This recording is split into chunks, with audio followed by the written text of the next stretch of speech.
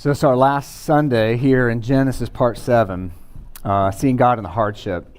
It's a reality for a lot of us day to day. This is, as a reminder, Genesis here, the people we're reading about, these are 4,000-year-old accounts. And there's a reason that they still hold so much sway even today. There's a reason they're still told just because of the depth of suffering, the depth of unfairness, and the things that we can connect to on a very human level, but also the spiritual lessons that we can pull out of this. That's all what we've been seeing, particularly in part 7 of Genesis and the hardship that Joseph would go through for 13 years of his life. And so when we look at his story and we see that hardship, I think today, especially in 2025, it's stuff like this that's really valuable for us because we live in such a fast-paced culture. We live in like instant platforms and instant success and this idea that things should just happen quickly, even finding our way out of pain. That there's obviously an understanding that pain is a bad thing, but very easily we can move into like pain has no purpose, which leads to just despair and lack of hope. And so what we see, a lesson we learn in Joseph's story, is that there is purpose in our pain. There is purpose in the waiting and in the suffering. And so a classic example of this, not from me at all, but this next picture here, you probably know what this is, right? What's that? It's a butterfly, right?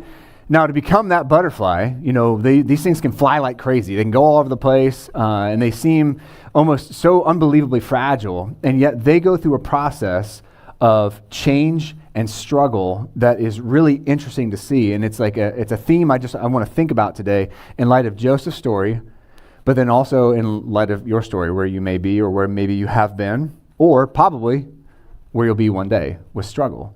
So that cocoon process, the chrysalis process for a butterfly is like intrinsically valuable for that butterfly. Like, it is absolutely necessary for that thing to be able to fly. And here's what I mean by that.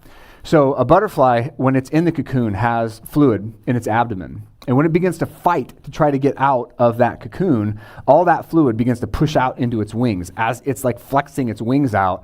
And that is going to make the wings sturdy, and it's going to make them able to actually fly. So all of that process needs to happen. So it's actually like its survival depends on the fight to get out of that thing.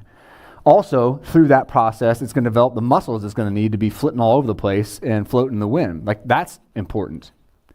And and this is really important, if a butterfly somehow gets out of that process, out of the cocoon before it's fully finished, it's literally going to miss the last vital stages of development needed to fly. And so this has been well documented, actually. If a well-meaning person comes along and tries to cut that thing out of the cocoon, trying to be helpful, trying to get out of it, they'll find that butterfly is one of two things that's going to happen. It's going to not be able to fly 100%, and that most likely it's just going to die within a pretty short period of time. So literally, its life depends on the struggle, like quite literally. And so Joseph, the reason I wanted this imagery this morning is because this is Joseph's story. What he's going to be called to do, the vision that he's given in Genesis 37, we're in 41 today, but that vision, in order for him to span those 13 years and become the man that's going to be able to bear the weight of responsibility that God's going to give him, he had to go through his cocoon. He had to struggle, and he had to fight, and he had to trust, and he had to keep his eyes up. And so all that stuff, when you're walking through it, again, whether you are, or guaranteed once you are going to do it, your struggle, whatever that thing is, like, these are the things that we have to remember. Like, am I going to waste my time here struggling, or am I going to use it? So the bottom line, right up front, I always give it to you right up front. Bottom line, when you're at the bottom, this is what we saw Joseph do. Keep your eyes up. We don't have Joseph's internal thoughts ever in his narrative. What we do have is what he says and what he does. Most importantly, what he does. And we can see that as he's at the bottom, and I'm going to show you today, we're just going to like rewind a little bit just so you can see the arc of this guy's story. He is literally at the bottom of human society. He's a slave. And so when he was there and as he was going through his stuff, he just kept his eyes up. He kept his eyes up. He kept his eyes up. And so that when he was being prepared, he was able to get to that point where he was done and he was ready. So the thing to wrestle with this morning is like, are you in a season of preparing right now? Season of waiting and in a season of struggle right now? And then what are you being prepared for? And when that moment comes, will you be ready? That's Joseph. He's finally done suffering today. So good news. It's been months, I feel like, of going with this guy. I feel so close to Joseph. I feel like he's a distant cousin of mine. Like preaching through all these messages with Joseph, like, man, I'm all in. I'm like, let's go, Joseph. You can do it. Right? So to recap a little bit, just to bring it all together, because all the weeks prior are really going to dump now into chapter 41. It's like it's all going to come to a head. So here's the lessons that we've learned over the last several weeks. So God often does his most important work in the tension, like the butterfly, right? Like the story of Joseph, like this is his life. Number 2, God's plan often unfolds over time, not overnight. This is a struggle.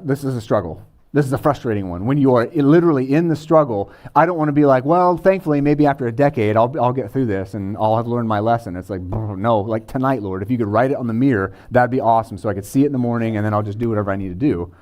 But that's not how it works. The lessons in the struggle, again, like the butterfly. Thirdly, another thing we pulled out a couple of weeks ago, from the outside looking in, what looked like failure in Joseph's life was actually God preparing him. So again, the perception from other people in your life as you're going through your time of preparation, how do we struggle with that? How do we deal with that? But where we got to, as Sally Ann was praying, don't waste the waiting. Don't waste that time. And then last Sunday was seeking God's wisdom today so that you're ready for tomorrow. This is something that Joseph clearly just did. When his moment came, he was ready for his tomorrow. So I tried to challenge you with last week is like, what is your tomorrow going to look like? I don't know, right? It could be big, it could be small, it could be all these little things. I have no idea, but practicing, preparing, seeking God's wisdom today, seeking good community, like wise counsel from like people with wisdom, that will make sure you're ready for tomorrow. And now Joseph was known as a wise and discerning person. So again, kind of now we're coming right up to today in chapter 41. Joseph had a reputation as a wise and discerning person. And I put the question to you, would people in your life say that you're wise and discerning? Because there's a difference between being a smart person and being a wise person. Smart people know lots of stuff, and usually they want to make sure everybody knows they know stuff. A wise person knows to keep their mouth shut, right? A wise person knows how to apply that knowledge that they have. That was Joseph. And so last Sunday, what I said is a discerning person, just in case you don't remember or you weren't here, because this brings us up to today. Someone who sees clearly, and because of that, right, they can think carefully, and because of that, they make wise choices. And what I mean by see clearly, like I said last Sunday, it's not that you don't wear glasses, it's that you're able to keep your emotions separate from what's happening, and you're able to think clearly. You're not just driven by your gut. You're not just driven by your anger, your fear, even your happiness, right? Because sometimes when we're happy, we do stupid things that we shouldn't do, right? So our emotions can't drive us. That a discerning person separates it. And because of that, they think carefully. And then because of that, they choose wisely. He was not driven by his fear. He was not driven by desperation, Joseph. He was not driven by the things that could have driven him, understandably, because his life was miserable. So he's recognized, today you're going to see, he's recognized as being this by the Pharaoh. So, recap. Last Sunday, he has this idea. He gets out of jail, he goes before the Pharaoh, and he offers him this interpretation of these weird dreams he has. Essentially, not to get too caught up in the details of last Sunday, but he says, look, there's going to be 7 great years, and then there's going to be 7 terrible years of famine. The 7 terrible years of famine are going to be so bad, nobody's even going to remember the good years. That's how bad it's going to be. But here's my plan, Pharaoh. I want you to collect and store grain for 7 years, the good years, to prepare for the 7 years of famine. So that's what we're going to pick up today. Today's sermon, it's actually good to start at the bottom. It doesn't feel like it, understandably, but it is actually a good and necessary thing. So we're going to pick up in Genesis 37. 36 was the proposal, the plan.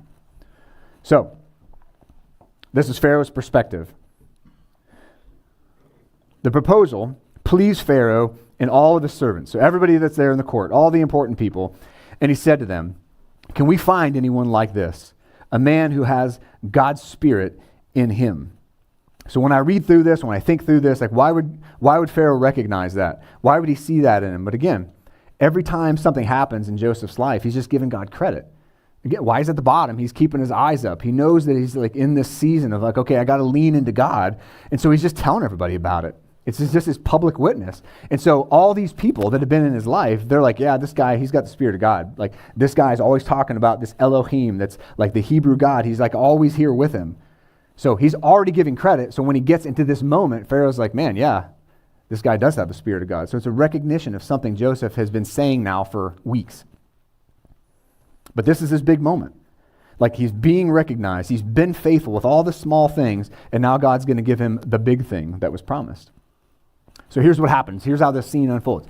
So verse 39, so Pharaoh says to Joseph, since God has made all of this known to you, there is no one, and again, here's where the recognition comes from. This is from God, and you are a wise and discerning person. Last Sunday, Joseph said, you know who you need to find, Pharaoh? You need to find a wise and discerning person to be able to do all this, because this is going to be really hard, and you need to have the right person leading all this up. So here's Pharaoh. One, recognizing God's working through this guy, and two, he's wise and discerning. So he's seeing this in Joseph, which is such a powerful thing. He sees that Joseph, again, our definition, because I don't want us to move away from who Joseph is. He's a guy who thinks clearly and carefully, and he chooses wisely. That's who he is. That's who he's grown up into. And I don't want you to miss the arc of his story. Sometimes we think, man, I've messed up. Can I ever bounce back from this? Right? So here's another lesson to pull out of Joseph. So he's 17 years old. Think about how his growth was. And he had brothers that were a murderous bunch. His brothers, the beginning of the 12 tribes of Israel, those guys were not good guys. Remember, they went into a town, Shechem, and they killed all the males there. They slaughtered all the innocent males there. They took all the women and children, and then they plundered the city. That's the kind of brothers we're talking about. Now, Joseph, in that same time frame, gets a vision from God that, hey, my brothers and my family are going to bow down to me. So if you're Joseph and you've got brothers like that, you want to have a little discernment on whether or not to tell these kind of guys this kind of vision, right? You want discernment. If you are going to say something like that, you want the discernment to know how to do that with your family. But he doesn't. He's 17 years old, and he's just like, guys, listen to this vision that I had. It's awesome. You guys are going to all bow down to me. And then he's waiting, that silence, right? Isn't it awesome? And they're just we should just murder you, right? That's where it goes. And eventually they sell him into slavery. So he doesn't make the best decision, like many of us don't at 17, right? We're not always doing the best things, right? But Joseph has to go through that. God uses that. Your age is not a barrier to what God can do in you, even if you make the mistakes of the young, so to speak. It's because older people always make mistakes too. This lack of discernment mistakes. We say things. You ever done that? You say something and you're like, no, come back to me, right? So lack of discernment is not just a young thing, but you see it at this young stage of his life. So even at his age, even where he is with discernment, he has to start at the bottom. We all have to start from somewhere. The cool thing about Joseph's story is you see this arc of growth. He goes from having a total lack of it to the Pharaoh recognizing this is who this guy is in only 13 years. And the whole time, he's either a slave or he's a prisoner. And yet, during this time, he actually grew into the man that God needed him to be to accomplish the things that he set before him. So here's how I want you to think about this today. You had 4 houses. In a little bit, I'm going to show you 4 garments. So I just want you to think this morning, what house are you in and what garment are you wearing? That's kind of like where at the end, that's where we're going to go. So here's Joseph's 4 houses of growth. I just want you to see this story, right? Our story, our suffering, our waiting, our preparing. So first house, so to speak, quote unquote. He's in his father's house as a lowly helper. He's not really doing anything important. He's just kind of doing the bidding of his dad, going and more or less spying on his brothers. But he's just a lowly helper in his father's house. That's where he started. And then he goes downhill from there. He's in Potiphar's house as a slave. So here, it's more preparing. It's more time in the cocoon. It's more pressure. From there, it gets worse, right? Potiphar's wife lies about him, and he ends up in the jailer's house, quote unquote, as a prisoner. Unfairness. It's unjust. But it's more preparing. It's more pressure. It's more fighting in the cocoon, so to speak. It's building the muscles he's going to need to do the job that he has to do. That's the third house. And then where we're going to get today in the very next verse is he's going to be in Potiphar's house as second in command. This is a beautifully powerful story because he's going to go from the least in Egyptian society to the greatest in Egyptian society. In 13 years, God is going to do this through that pressure cooker, that time in the cocoon that Joseph needed. So let's look at verse 40. This is where you're going to see this major transition happen now. Pharaoh says, you will be over my house first, and all my people, too, are going to obey your commands. So my house, but then the land at large. Only I as king will be greater than you. And then Pharaoh also said to Joseph, see, I am placing you over all the land of Egypt. This Vision is finally coming true from back in Genesis 37. And Pharaoh removed his signet ring from his hand, and he put it on Joseph's hand. Now, we don't do this much anymore. We don't have signet rings anymore, but this is like giving him power of attorney, if you're familiar with that term. He's basically allowing Joseph to be him, because a signet ring was like your sign. It was like your signature. It was like the ability to literally be you. And here's a contrast. So I'm just putting pictures, like pieces of the picture together as we go forward. So over here you have Judah, one of his older brothers from several chapters ago, one of his older, and you can see the wickedness that Judah, you can read about him.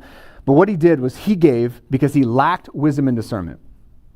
His older brother lacked wisdom and discernment, and he gave his signet ring, his signature, his ID, his power of attorney. He gave it to somebody who he thought was a prostitute so he could have sex with her because he didn't have a goat. Because that's 4,000 years ago, and this is what you do, right? But he didn't have that. So he, lacking wisdom, lacking discernment, gave this woman his signet ring, and then was like, and he paid for it. Now, on the other hand, what Genesis is doing at the end of Genesis is it's trying to get us to understand the contrast between Joseph and his brothers. Why none of the other brothers? Why Joseph? Well, right here, the Pharaoh is giving him his signet ring, because he recognizes Joseph, is full of wisdom and discernment. So two totally opposite hinge points on the signet ring. But this is an easy verse to just read over. But it's saying something about Joseph. It's saying something about his growth. And it's saying something about you and your arc of growth and what you're doing in the pressure cooker. Are you just wasting your time feeling bad for yourself in the cocoon? Why is it so tight in here? Right? It's hot. I don't like it in here, right? It's like whatever our pressure cooker is. It could be sickness. It's very real stuff. Right? I joke, but it's like very real stuff. And we're inside that cocoon, man. It's terrible sometimes. But are we wasting that time? Or like Joseph, are we doing something that's like moving us forward? Are we partnering with God in that difficulty? So he gives him the signet ring. That's one big thing. Another shift, another serious power shift, is he clothed him with fine linen. And this is like an Egyptian phrase. Fine linen garments. It's specific to that time and that place of the world. And he placed a gold chain around his neck. So these are all exterior things that's representative of the change that Joseph has gone through. And this is what I love about this stuff. So all these changes in the 4 houses, and now you'll see the changes in the 4 garments. They're all pictures that God is redeeming. He was like, yeah, these things for these 3 sections of your life have represented difficulty and unfairness and suffering. Now I'm going to take all those things, the 3 houses and the 3 garments, and the final stage is going to be about blessing. It's going to be like, you're ready now, Joseph. So he's going to actually redeem that. So think about your own heartaches and your own difficulties, things that have been said and done for you. Like, how can God redeem that? So the struggle from the bottom, these 4 garments of growth. So first, as a reminder, going way back, the coat his father made for him and gave him, that caused a lot of problems in his life, caused a lot of heartache with his brothers, and they sold him as a slave. Potiphar's wife, she steals his clothes and uses it to lie about him, that he tried to act inappropriately with her. And then he gets new clothes from prison, representing freedom, preparing, time in the cocoon, pressure, struggle. Finally, the last and final one, clothes as a symbol of complete and total authority. So God redeemed what was just something that had been such a difficult thing in his life. Because preparing. Now, Joseph, you're prepared. It's a powerful little picture of what's happening in his life and how he's growing. So, verse 43, though. So he had Joseph, more things. This is like a whole section. It's just about what he's doing for Joseph. He had Joseph ride in the second chariot, and his servants called out before him, "Make way!" So he placed him over all the land of Egypt. Now I want you to put yourself in Joseph's sandals. Imagine this. You're thinking, as you're riding around, and you're looking out over the city, and all the people are like, yeah, make way, and they're like celebrating you. In your mind, you're probably thinking, the last time I rode through Egypt, what was I doing? I was being sold as a slave. 13 years earlier, I was riding around. So here, once again, God redeeming something. Last time I was doing this, man, my life was over. Now I'm being celebrated as a hero, and people are screaming, "Make way," as I come. Imagine that. But imagine everything that he had to go through to get to this moment. Could he have ever imagined what he would go through or how long it would take? So, verse 44, more stuff from the Pharaoh. So Pharaoh said to Joseph, "I am Pharaoh, and no one will be able to raise his hand or foot," they can't do anything, "in all the land of Egypt without your permission." Why? Pharaoh's already said it twice. Look what he said about him. Can anyone find a man like this who has God's Spirit in him? And then the second thing Pharaoh said about him, there's no one as discerning and as wise as you are. Man, Joseph in the pressure cooker, in the cocoon, in the struggle, he was growing into the man that God was shaping him into. And then more things that's going to happen. Pharaoh's doing all this stuff. Pharaoh gave Joseph the name Zaphanath-Paneah. And there is like a pretty general consensus. We don't know specifically what this means. And when I was reading and researching this week for this, I was like, what do you mean? We've got the Rosetta Stone. How do we not know what Egyptian words mean, right? But we just don't. Sometimes they're used and we don't know exactly what they mean. But it's like essentially the idea, the consensus is something like God speaks and he lives. Or God speaks and then there is life. So, right, because that's kind of who Joseph is, right? It's like God speaking through him and then there's going to be life because of him in the famine. So not only does he give him this name, but he gives him a wife, Asenath, daughter of Potiphar, and that's not Potiphar. This is a different guy, because this guy is the priest at a place called On. And Joseph went throughout the land of Egypt. So it's pretty good times. New job, new name, new wife, right? Like things are really going up and to the right for Joseph right now. But little cultural context, just in case you don't know what these places or what's going on here. So as I mentioned, Potiphar, a different guy. He's a priest at a place called On. The Heliopolis in Greek is what that's called. And the interesting thing about On and why it's so powerful for this story is this was a center of worship for the sun god. And so Joseph isn't just marrying some priest's daughter. This is a major political power move that the Pharaoh is making sure you're going to marry into this high priestly caste, and everything about you is going to say power and success and influence, Joseph. So as far as like a worldly perspective goes, Pharaoh's perspective, like that's what he's doing for Joseph. But here's where it gets tricky.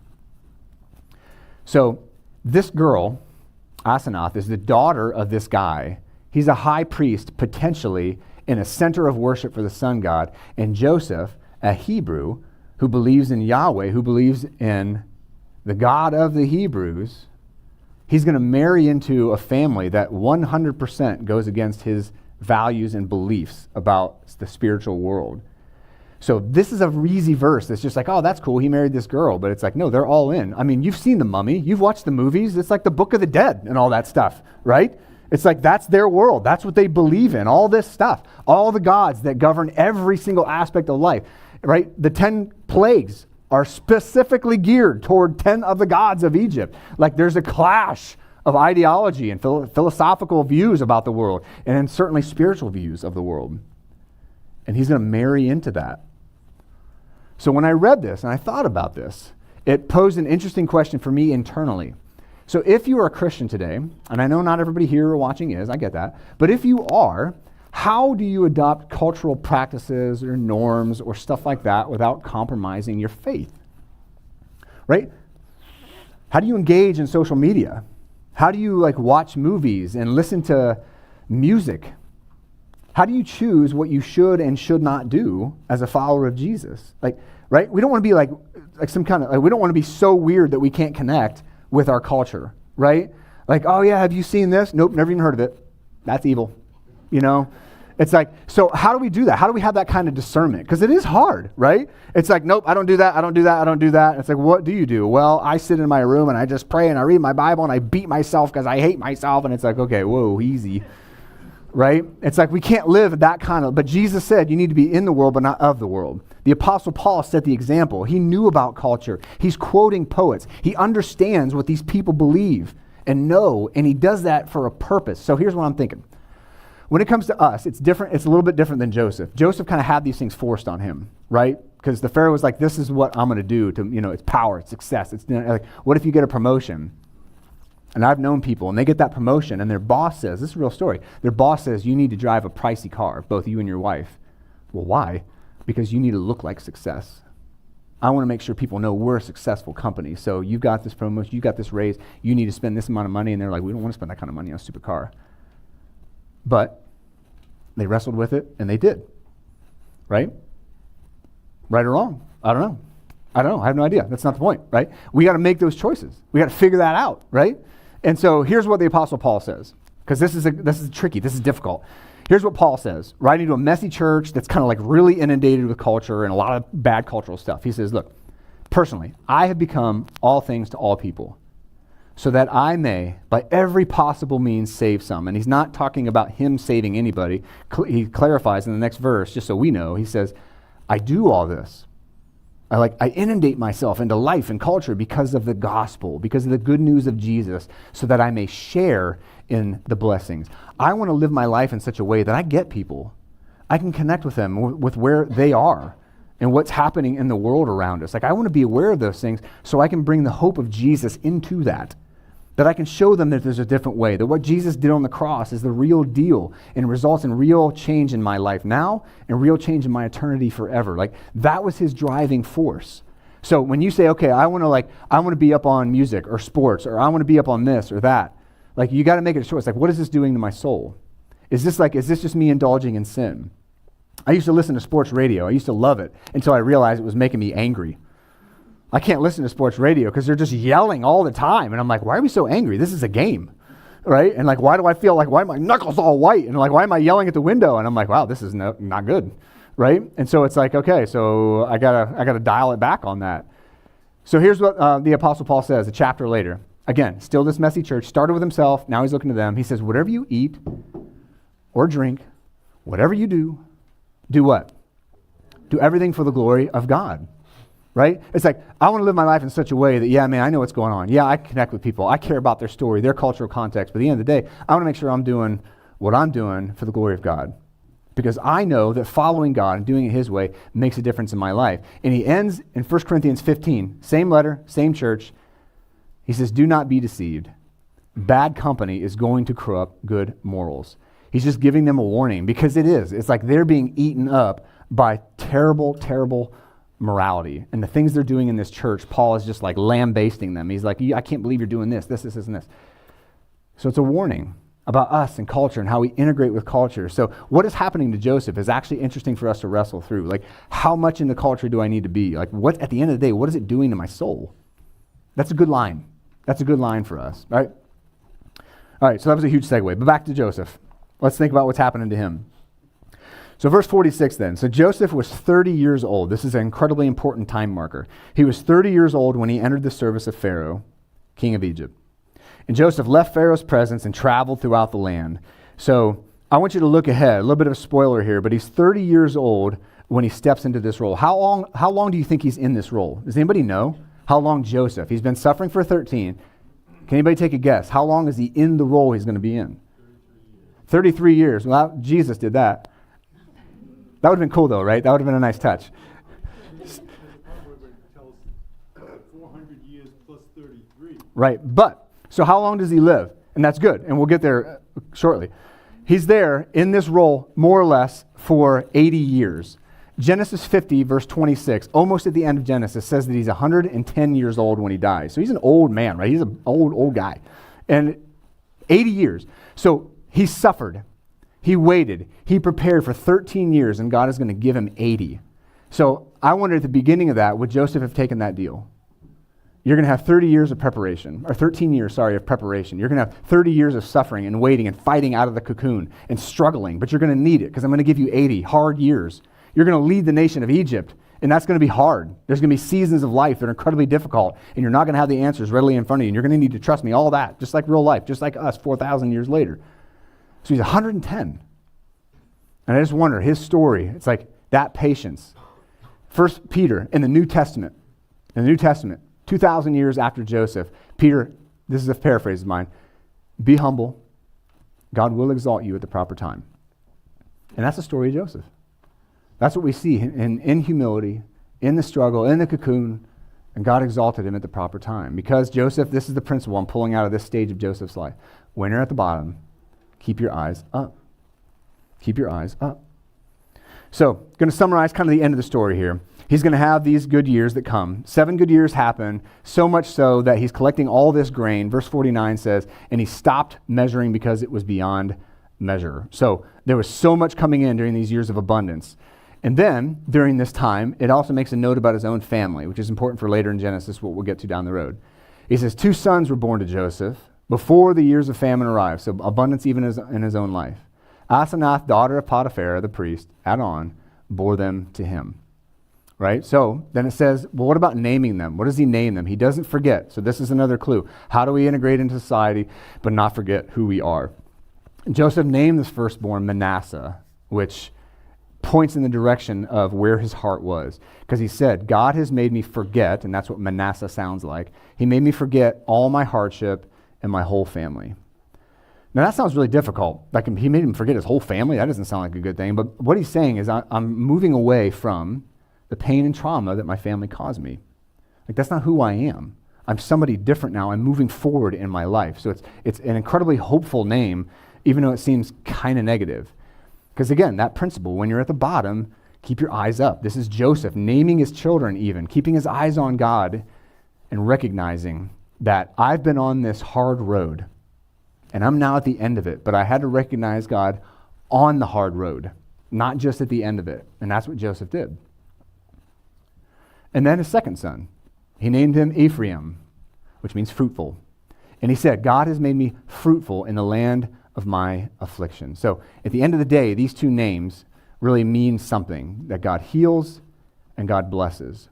But what I love about this is a couple things. He didn't forget who he was. He didn't forget where he came from. And he certainly didn't forget the God of the Hebrews, Yahweh God. He did not forget that that's who was with him the whole time. And that's hard. It's hard when your life is miserable and it's falling apart and you're waiting and you're struggling. You don't know what's happening. But he just keeps reminding himself and everybody else around him. And it just becomes like part of who he is. And it's like him naming his children. Again, the principle we take out of his life. When you're at the bottom, keep your eyes up. Keep focused on God. So you have these 7 good years. Then you have 7 bad years. It's really bad. Just as Joseph said, it quotes. And then people start coming to Pharaoh. And they're looking for food. And he's like, hey, go to Joseph and do whatever he tells you to do. Now this is where it gets like interesting. So Joseph, he didn't do this just so he could be giving food away. Like this is not some like state-sponsored food program. People have to go there and they have to buy the food from them. So that's another reason there's like some wisdom here, and it actually makes the Pharaoh that much more powerful. Because as the story goes on, the awkward tension of this story is basically Joseph sets up a complete and total totalitarian state. There's like a communism. It's like Pharaoh didn't know it, but he's got like a red Chinese guy, like, you know, he's got like the Russians from back in the day, if you remember that. Like all that tension of all like that coming in, it was like God did that. And there's a weird awkwardness of that. Because Pharaoh goes and he's like, he brings this guy in, he's going to get even more powerful. But again, if you don't read the rest of the story, you don't know where that goes. So let's look on both sides of it. God, way back when, before Joseph, he told his great-great-grandfather Abraham, look, eventually your descendants are going to go down into a place that's not theirs for 400 years. So, well, how's that going to happen? Well, it's happening right now. So if you know the story of Moses, right, famous Moses and the departing of the Red Sea and escape from Egypt, all that, it's starting right now in this consolidation of power and what's happening right now. So for 400 years, they're going to be in slavery, and that's the level of power that Moses is going to have to come up against. What's been developed from what Joseph is doing right now. So it's important to know kind of the different pieces of the story, how you got from one place to the next. But this widespread famine, though, is going to open the door eventually to his brothers coming in, his brothers coming back, and we're going to see how that works out. But this is his moment. And I remember getting to the end of this and prepping and being like, gosh, thank you, God. Like, I've been rooting for this guy for weeks now, and finally, this is his moment. Finally, I was just like, and I actually wrote it, like in my notes. I was like, yes, exclamation point, exclamation point, exclamation point. Like, finally, yes, let's go. But when I look at the story and I look at his struggles and where he comes from and where he is now, that principle keeps coming back. This is what I personally learned. When I go through like a bottom line for a message, I'm trying to say, what did I learn from this? Like, that's what I'm doing. I'm giving you a lesson that I pulled out of this week. Right? So it's not just like, let me come up with some catchy, no, it's just like, what did I learn? And how can I remember it? That's all I'm trying to do when I have these, is I'm trying to give you something that I'm holding on to myself, right? So that's what I see out of his life. So I just want to circle back to the beginning with what Trish read. So Trish read and guided us in our reflection passage this morning, and this is what it was, from Zechariah 4:10, and it's a picture into Joseph. It says, do not despise these small things, and this is way after Joseph, but he says, for the Lord rejoices to see the work begin. God rejoices to see that work So don't ever think, man, I've got no influence. I don't have a voice right now in my life, like at work, at school, with my friends, like, just these places where we can feel, again, like in that cocoon. And it's like God might be saying to you, well, this is your struggle. Like, this is your struggle. What are you learning? How are you growing? This is necessary for your growth, right? Like, why do people always say this about me? And they always say I'm too harsh it's like, okay, maybe that's your struggle. Maybe you need to watch what you say, how you act. Maybe it's your emotions, your anger. Maybe it's you're a student, you're struggling. Maybe you're an exhausted parent of kids because they never run out of energy and they don't want to sleep when they're supposed to, right? Or maybe it's like, I'm trying to find a house and I can't. I'm trying to find a job, I can't. Maybe it's I'm in this like spiritual like desert place. What's your struggle? Right? When we read these stories, it's like, okay, this is my struggle. So again, I want you to think what stage you're at. Like I said earlier, struggling from the bottom. You got these 4 houses of growth. Which one are you in? Prepared? Because you've got his father's house, as a reminder. He's a nobody, but God's preparing him. Unfairness happens. Potiphar's house as a slave. Lots of unfairness. Both sides of this. Preparing. Then he's in the jailer's house. And he's still being prepared. He's not wallowing in self-pity. He's not just feeling bad for himself. He's not just giving up. He's preparing for this last stage, this last house that he's going to be in, Pharaoh's house, as second in command. Because God, again, he had to prepare him through serious struggle for 13 years because he was going to give him 80. That's a huge load that he was going to give him. And he prepared him all those years to do it. And then the other, again, so that's the houses. Which garment are you wearing right now? Just to try to make something to hold on to this week as you're thinking about this, or maybe in the future. You had the coat that his father made him. This is a gift from somebody else that wrecked his life because of jealousy. Not because of anything he did necessarily, but it began a hatred in them. And his own lack of discernment stepped into that foolishly to share the vision that God had given him, and it got him in all kinds of trouble. So that coat represented misery. Potiphar's wife steals his clothes because she wants to sleep with him, and he says no. He runs. She lies about it, gets him in jail, more preparing. Then the new clothes from prison. So he's going to be now in the Pharaoh's court, more preparation because he's got these new clothes that represent freedom, but that's not quite his moment yet. When he takes advantage of his moment, because he's been prepared, he gets new clothes as a symbol of the authority that he has. So here's what's cool. There are going to be things in your life that in a negative way can define you. Things that have happened to you, things that you've done, and you have these markers in your life that you just feel like in the most negative way define who you are. And what I love about God is he will take those very things and he will redeem them. And he will give them new purpose and new meaning. Go to Jesus in the New Testament. Peter famously denied Jesus 3 times, right? 3 times he denied him. How many times did Jesus ask him if he loves him after the resurrection? 3 times. He took something that could have very well ruined Peter's life and defined Peter as a failure, as a coward. And he drew that out in a painful way through the struggle. And he said, do you love me? Do you love me? Do you love me? And Peter that last time was just like wrecked. He was like, oh my gosh, but he was restored. Jesus restored him through that very same pattern of failure. And I love that God can use stuff like that in your life. But we'll miss it if we don't see it. We'll miss it if we're just feeling bad for ourselves. We'll miss it if we're not keeping our eyes up. Like, these are the things I personally learn and am learning out of the story of Joseph. And here's what comes for you 2025. In a world where people are going to look for instant platforms and quick answers, God is calling us to deep roots in long-term faith. I want you to really think about this. The world that we live in is getting more and more fast-paced, and more we expect it to be done now. And it's making us short-tempered. It's making us short-sighted, right? I don't use Google anymore because I have ChatGPT. I can just ask ChatGPT and boom, I get an answer. If I ask Google, I got 9 billion answers that say different stuff. I don't know, right? So if I just want a quick, easy, like Wikipedia answer, boom, it's right to ChatGPT. Why? Because I'm too lazy to read through all this stuff on Google. It takes too long. I don't have 2 minutes. What are you talking about, right? But that's just, it's not going to get any better, right? It's not going to get any better if we're not careful. Because we live in such a fast-paced culture, and God is saying, hey, whoa. Like, the cool thing about being a follower of Christ, the cool thing about these 4,000-year-old stories is that we have an ancient faith that is constantly reminding us, slow down. Have deep roots. And you get deep roots through tension. Just like on trees, right? Like we talked about a while ago, trees, they need that tension because that causes the roots to go down. They need to push through the top layers to get the water at the deeper layers. There's struggle. All in nature we see the value of struggle and the purpose of struggle, the life-giving nature of struggle. And yet we, understandably, run from it. And we miss what's coming through it. But again, that's the beauty. Slow down. Plant deep roots. You have a long-term faith. So this week, just something to do with it. Some way to process this. Together. Do it on the car ride home. Do it later this week. Just ask, where am I now? Am I preparing? Or have I been prepared? And if I've been prepared, what am I doing with that? Right? If you're a follower of Jesus, you're being prepared to help other people come alongside. That's why we say our mission here, love God, love others, help them start and grow a relationship with Jesus. Like it takes all of us to do that. People in preparation, or whatever your thing might be. I'd love for you to journal or just discuss, like I said in the car ride, what is God doing? Or maybe what has he done? One is just like a thinking thing. One is a celebrating thing. And it's good to do both. It's good to do both. Slow down and think through this stuff. All right, let me pray. Lord, I thank you for Joseph. I feel like I say this every week. I love this guy, Lord. And I thank you for what you're doing in my own heart and how you're bringing a lot of these lessons up for me. And I pray that you do that for all of us, Lord. I know that we're not all on the same page with faith. I get that, Lord. But I pray that we're going to see in Joseph a reflection of you.